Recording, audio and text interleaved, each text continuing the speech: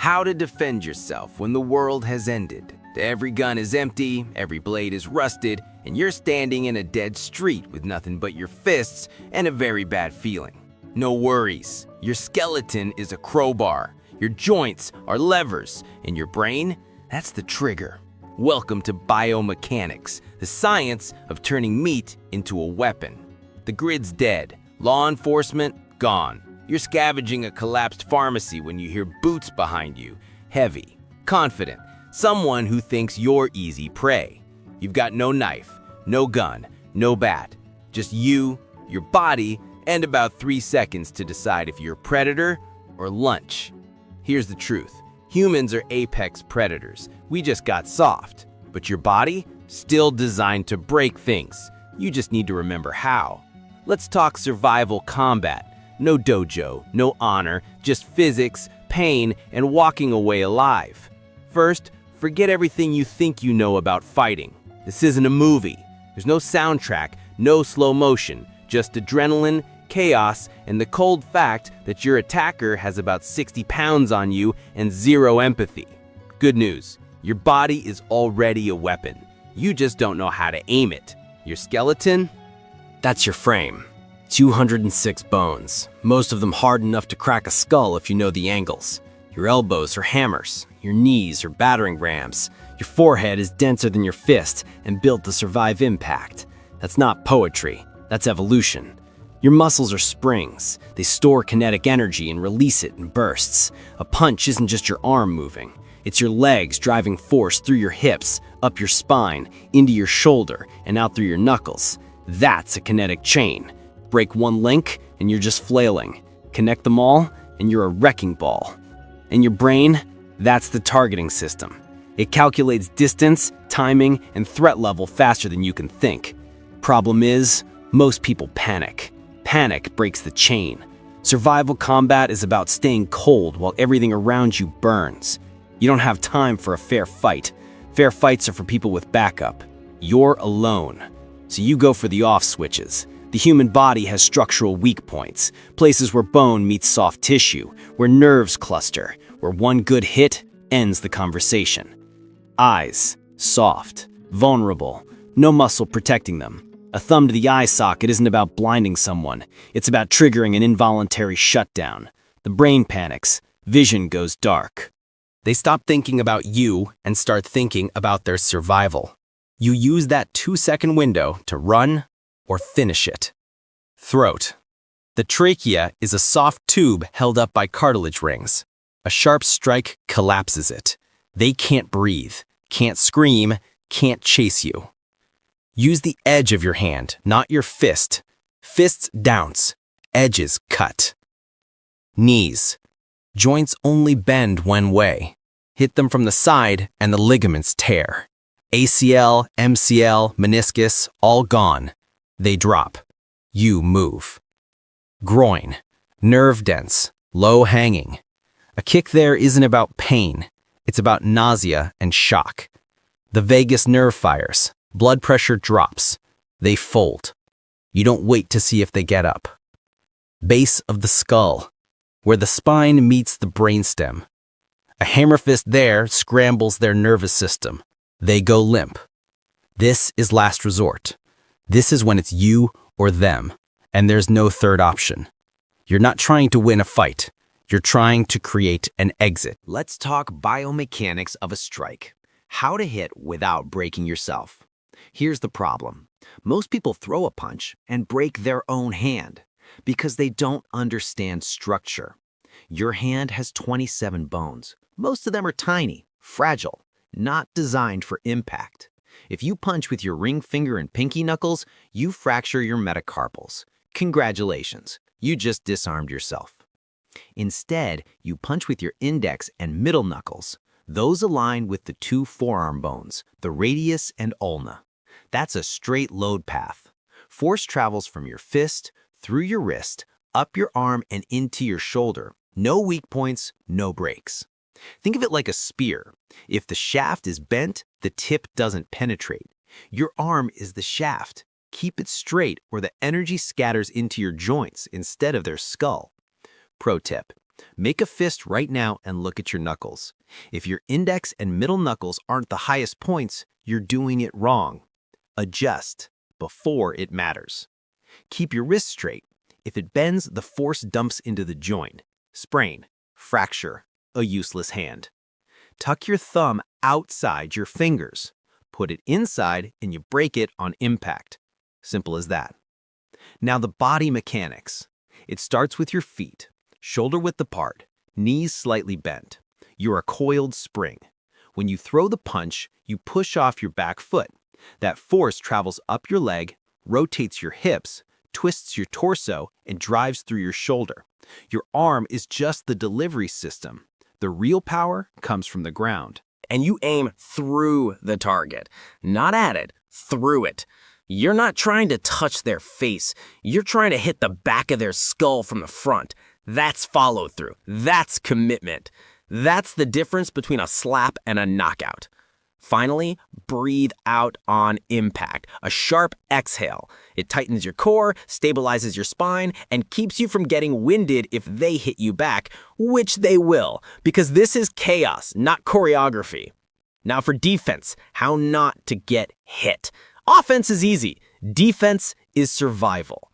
Most people freeze when someone swings at them. Deer in the headlights. It's an evolutionary glitch. Your brain sees a threat and dumps cortisol into your bloodstream. Time slows down, your vision tunnels, you forget how to move. You have to override it. Train your body to react before your brain even catches up. First rule, distance management. If they can't reach you, they can't hurt you. Stay just outside their range. Make them step forward. When they do, they're off balance. That's your moment to move. Footwork beats power every time. Muhammad Ali proved it. Float like a butterfly, sting like a bee. The translation? Don't be there when the punch arrives. Most attackers throw wild haymakers, big looping punches. They look scary, but they're slow, and they leave the attacker exposed. You just need to not be in the way. Second rule, don't block, redirect. Blocking is meeting force with force. You lose that game. Instead, you parry, slop their arm to the side as it comes in. Use their momentum against them. They swing right, you push it further right.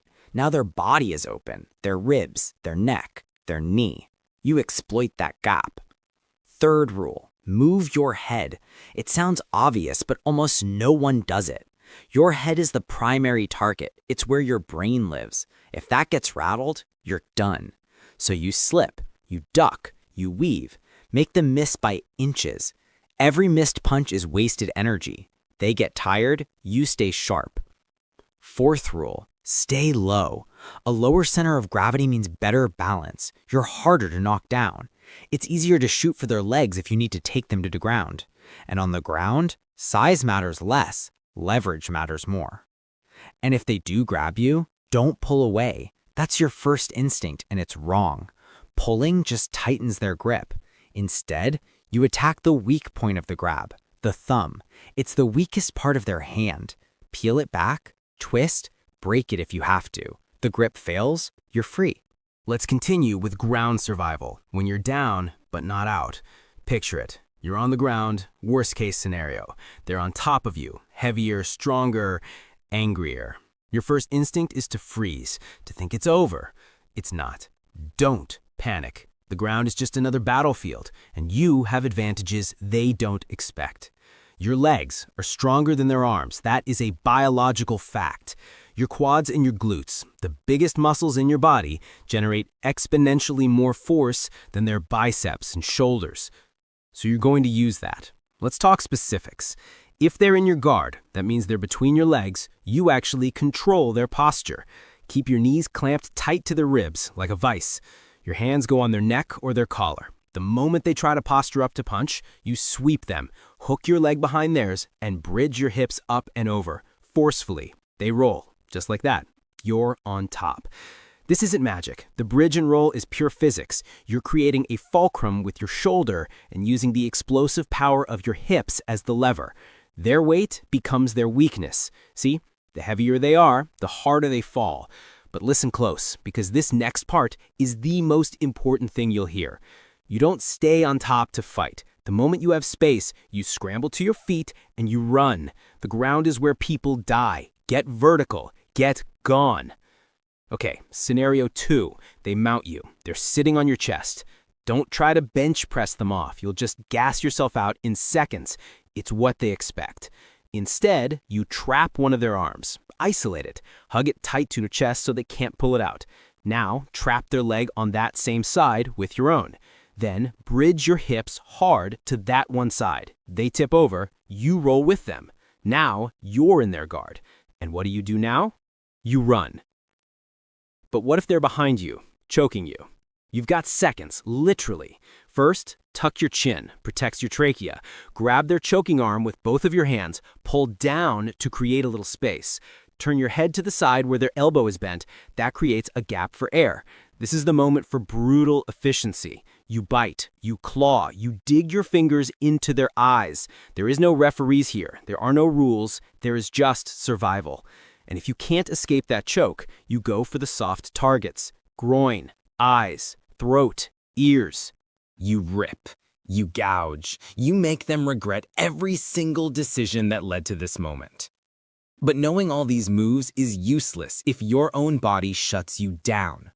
Let's get into the science of fear, why your body betrays you, and how to fix it.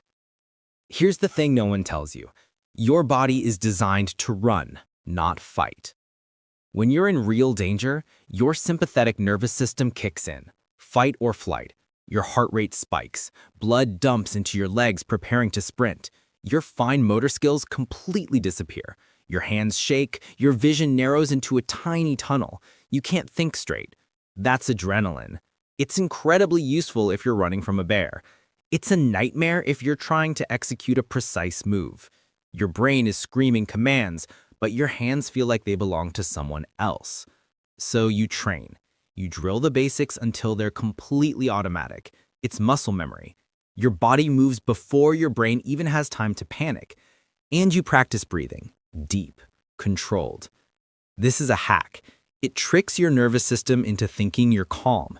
Your heart rate drops. Your vision clears. You can think again. Learn this. Box breathing. 4 seconds in, 4 seconds hold, 4 seconds out, 4 seconds hold. Repeat it.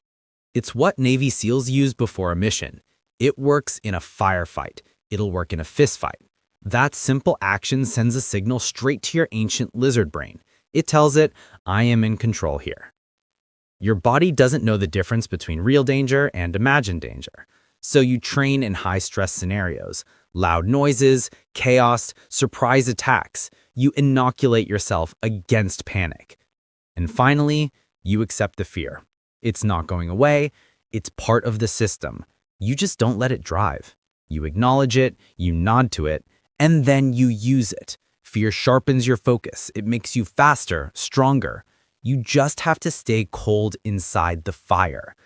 So there it is. How to defend yourself when the world has ended and you've got nothing but your body and the will to survive. Your skeleton is a weapon. Your joints are levers. Your brain is the targeting system. You don't need a gun. You don't need a knife. You just need to remember what you are. A human, an apex predator, built to adapt, built to survive, built to fight when there's no other choice.